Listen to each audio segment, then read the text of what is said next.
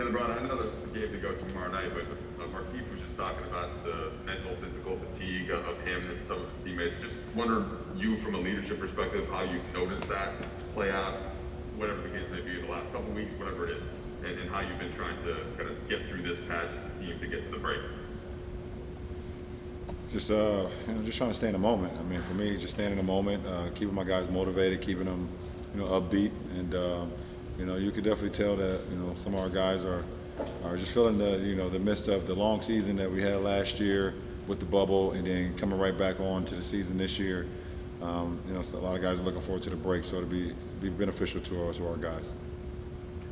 I guess for tonight's matchup, but then just in general, how do you feel about with no AD, with no Mark, going small and trying to stay big? How difficult is that within the course of a matchup tonight and tomorrow night as well? Well, it's no AD, no Mark, and no Kuz. So this is 3 of our top 6 rotational players. Major pieces. So difficult challenge for us.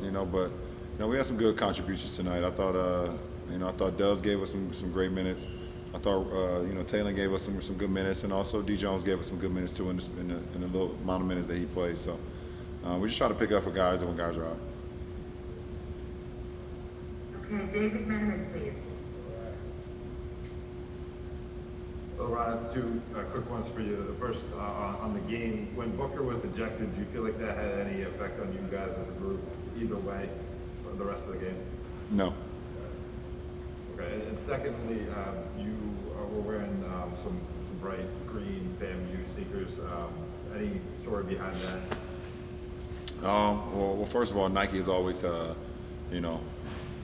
been a great supporter of FAMU, and obviously, my ties with Nike, and obviously, my ties with wanting to support, the HBCUs and FAMU being one of them. That's a great institution, and I was happy I was able to, rock those tonight, and hopefully something, in the near future can come about it. So.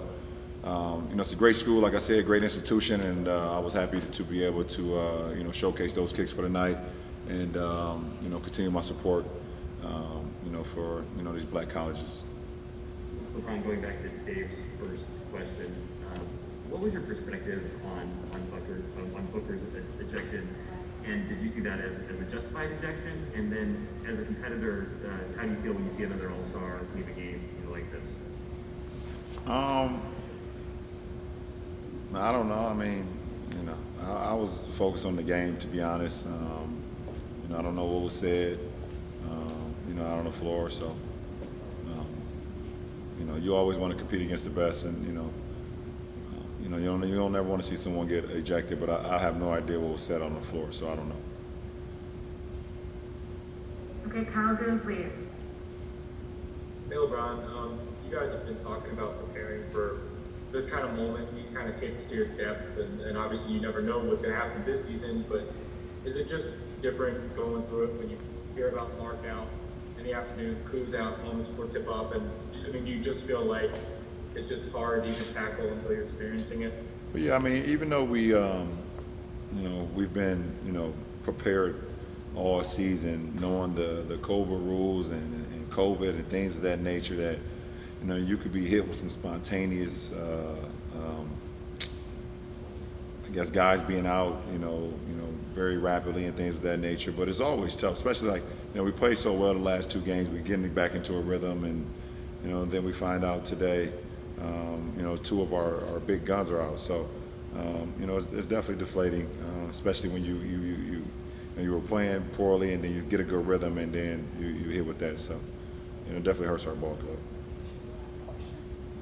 Okay, Dan White, please. Hey, LeBron, 2 real quick ones. At the end of the game, I think it was Abdul Nader kind of stole the ball when you were trying to dribble out the clock. I'm just curious your reaction to that. And then sort of secondly, when you have a player who enters the protocol, potentially possibly for a positive test, I guess, are there anxious moments that kind of surround that, knowing when you see what happens in, say, Toronto, and what's happened in Washington, and with some other teams and stuff like that? Listen, you play the game to the end of the end of the clock. You play it to zeros. So that's my answer to the first one. To the second one, No, I mean, you listen. We have our COVID rules and we have our COVID restrictions and guidelines, things of that nature. So, just to try to abide by them, try to stay healthy, try to stay safe, and take care of what you can take care of. And, what you can't control, you don't worry about it.